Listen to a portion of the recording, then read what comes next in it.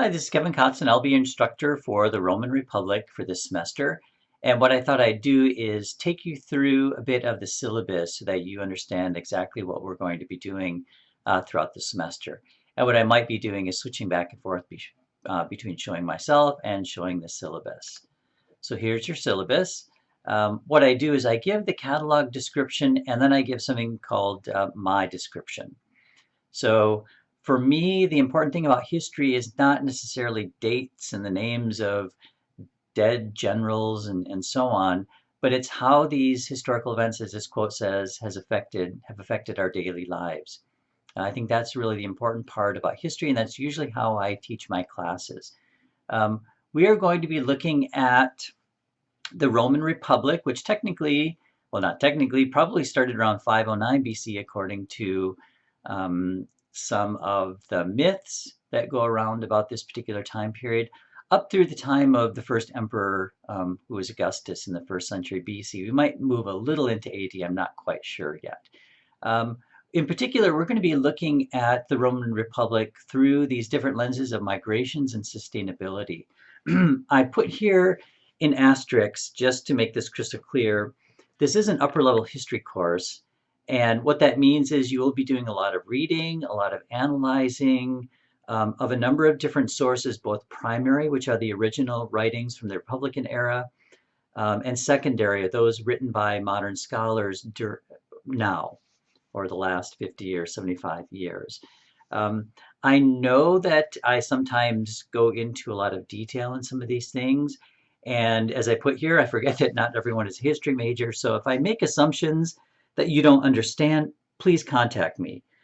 Don't wait or think that something else is going on. Just let me know if I've missed something, and I can certainly clear that up. So we're an online class. You can come in and see me. I'm in most days. I have an office hour Monday, 11 to 12. If you want to see me outside of that time point, please send me an email and I'll make sure I'm in my office, or we'll set up another time where I am. I'm pretty good at answering emails quickly. I also set up something called a Zoom conference room in Blackboard where we can get together by video. And as I said in Blackboard, I think students can actually use that on their own as well for the team projects we'll be doing. I've given you the prerequisites here, and it's really important that you've done these classes before you take this one. So you should have completed your GE in A1, A2, A3, and B4 before taking this course. That's really important. I've given you here a list of the required readings. Now, we've got one main textbook. It's a fairly cheap and, as it says, a short introduction to the topic, but I like it because it gets to the point, and I like it because it's cheap. There are various articles listed below, and I also give the primary sources. And again, those are written during the time period that we're studying. These are listed on the syllabus. I've given you the student learning outcomes. These are the course, something called course learning outcomes, just sort of general overview of what you should be learning this semester. The important ones for you are found within each week of the folders in Blackboard. And what I want you to do with those student learning outcomes for each week is use those as a study guide for your quizzes. I give a little section here about being an online successful student. One thing I do want to point out is sometimes people sign up for online classes thinking they can work 60 or 80 hours a week and take 5 classes that are all online. And I can tell you it usually doesn't work out very well. You need to set aside time for this particular class, and what you might need to do is just pretend that you're taking a class from 3 to 4 or 4 to 5 or whatever it is, and set aside that time. Now that's just minimum time spent on a class. The rule of thumb is for every unit you take, you should be spending 3 hours outside of class reading and studying. And I know that's not very practical for a lot of students, but that's the rule of thumb. So spend time on this class, don't just leave it. I've given you some hardware that you'll need to have for this class. So I've designed this class in the new version of Blackboard, which is Blackboard Ultra. Now, ideally, it's supposed to be mobile friendly. I hardly access Blackboard by my mobile phone, but I'm assuming the course has been designed, at least by Blackboard, to make it easier. You'll need, obviously, a computer, a webcam if you want to do the Zoom, a microphone. Now, we'll be making podcasts in this course, so you'll definitely need a microphone. And by that I mean you can use your phone for something like this, and we'll get into this in just a second. You'll be taking quizzes through Blackboard, but don't take them on your phones. So right now that's an unstable way to do it, and you could really mess up your grade. I give you a grading scale. So the way that I grade everything is by weighted grades and not total points. And you'll see that when you start looking at the grade book in Blackboard. And then here's just a list of all the grading scales. Late policy I do want to talk about. So there is a late policy. Things are due at 11:59 p.m. on the day that they're due. Um, I occasionally do a take off points, but it's kind of rare, I have to admit. And if you're having any difficulties, you need to contact me and let me know, because we can set aside the late policy. I sometimes have students who've read the late policy, have never turned anything in or never turned in a specific assignment, and then all they had to do was contact me and I would have let them turn it in late. Incomplete policy, complaint policy are here. Okay, now the important part, the assignments and the grading. So we are going to be making a large team project and working on it for the entire semester. And this will be part of creating a team website with a series of podcasts that you will each be making. So each student will be making 3 total podcasts. The team website is worth 5% of your entire grade, and then each podcast is worth 10%. So for example, if you don't do podcast number 2, you don't get that 10%, and the highest grade you can possibly get in the course at the end is a 90% if you get 100% on everything else. I put here some information on what to do in terms of creating the team website, and we'll certainly be talking about that in week 1 and week 2. I've given you a place to create your website, which is wix.com. It's an easy place to create a website. It's drag and drop. You don't need to know programming. You don't need to know anything like that. It's very easy to do. And I've made a couple of videos on how to create a website in Wix and how to create separate pages. So this team website grade is something that is a floating grade. So what I mean by that is at the very beginning, I expect just to see a URL that leads me to a basic website. By week 3 or 4, you should have that website really designed out to look like a website that belongs to a Roman Republic history course. If you don't do that, then the grade will go down. So, and I checked this grade. I'll leave you a note, probably through announcements, that I will do a website check this week. And the grade can go up or can go down depending on what's being done in it. Really important warning, don't work on your team website all at once. So Wix does not allow that. It's not a wiki website. So you need to coordinate with your other team members, like I'm going to get on at Sunday at 7 p.m. to 8 or whatever. The problem is that most people want to post everything at the last minute, and you won't be able to do that on your website. So each team, and I'll break up these randomly. I'll let Blackboard create the teams. Each team will be looking at a different geographical area within the time frame of the Roman Republic. So these are the geographical areas. So Rome and the surrounding area, North Africa, Spain, Northern Europe, Eastern Europe, and then Asia Minor, Turkey, or Persia. And so these are the geographical areas that you will be concentrating on within your team.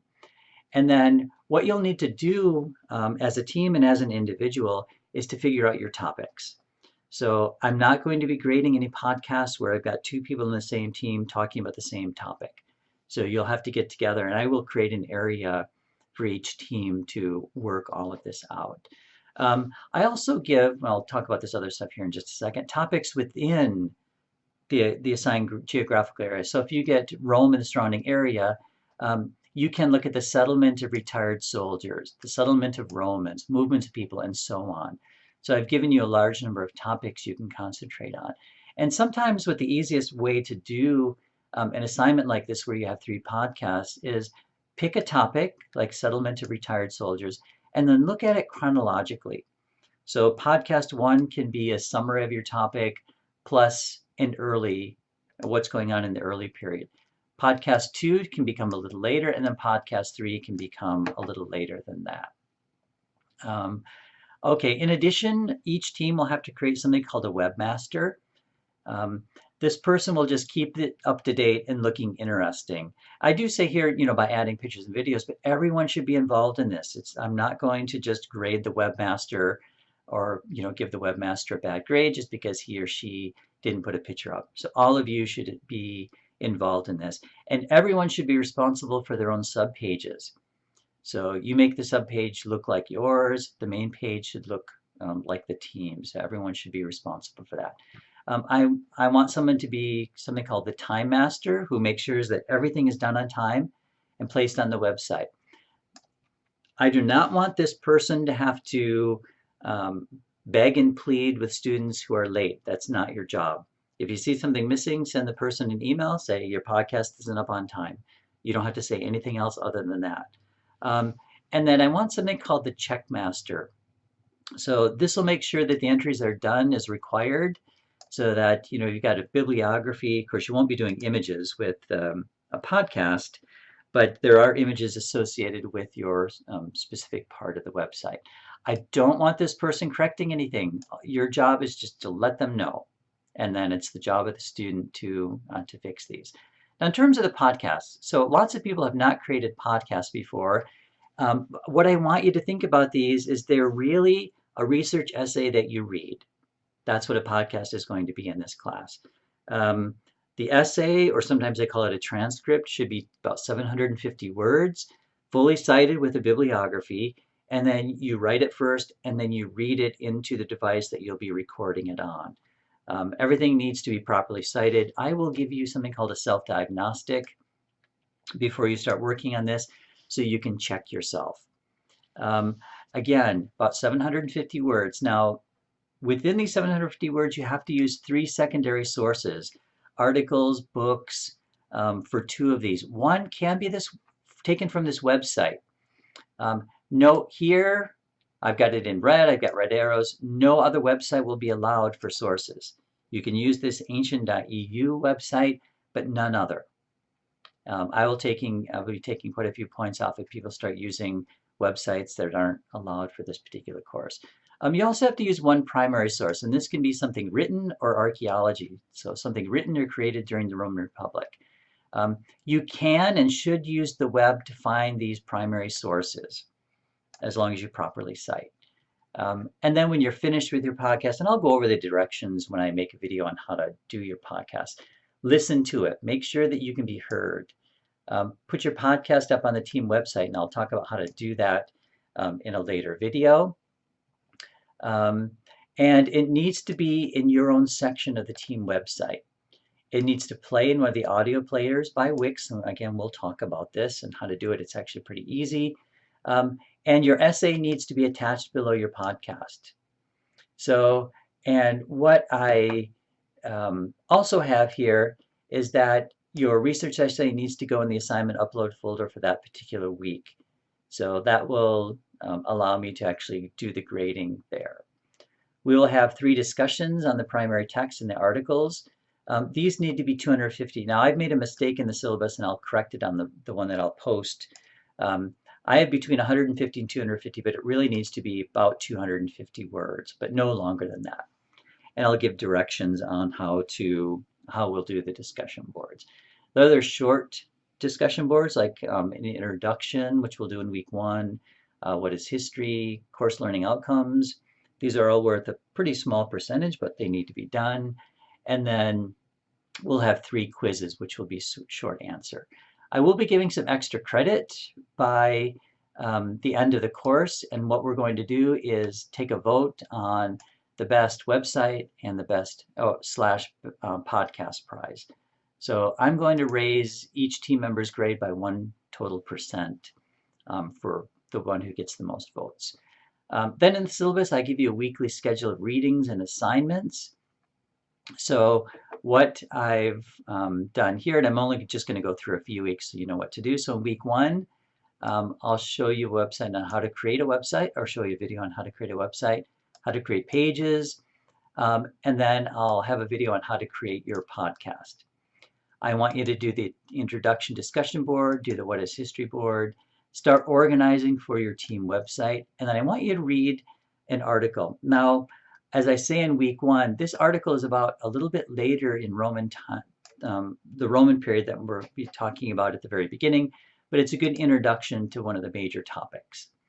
Then week 2, watch the lectures, create your team website and all the individual pages, start to personalize it, put the URL up on the Google Doc. I want you to start reading your textbook, which is Gwyn, page 1 through 11. And then I've got a PDF that I'd like you to read in week 2. And then the same for the rest of the weeks. You can see some of the weeks are heavy reading. So as I warned you at the very beginning, this is an upper level history course. It involves lots of reading. And then so on. So all of the things that are due are listed here. Let me just skip to the end. Academic dishonesty, which of course is cheating, plagiarizing. It won't be tolerated, and I will try to remove you from my class if I find you cheating or plagiarizing. You certainly will fail the assignment. I'll fill out some paperwork that will be signed by my head of department. It'll go on to the dean, and it'll be put into your permanent file. If you get 2 of these letters, you could be kicked out of the university. So it's a serious issue, and you should definitely understand what academic dishonesty is. You can hit that website that I give you here. If you have a documented disability, come and see me. I will usually get a letter from the accessibility office, but make sure that you contact me about what you need, because I want to make sure you have everything you need to succeed in this course. I give you the details on the Student Center for Academic Achievement. I also give you information on the Title IX on sexual violence and harassment. So no one should be discriminated against based on your sex, your gender, or sexual orientation. And this is really important. If you ever believe that you've been sexually harassed, abused by anybody on campus, you need to tell somebody. Either you can come and talk to me or talk to someone in the Title IX office, but you need to talk to somebody about this. And then finally, I give you the emergency information. That was a bit longer than what I was hoping for. Most of the lectures in class are not this long, but I just want to make sure you get a good introduction to what we will be doing. And I will talk to you soon.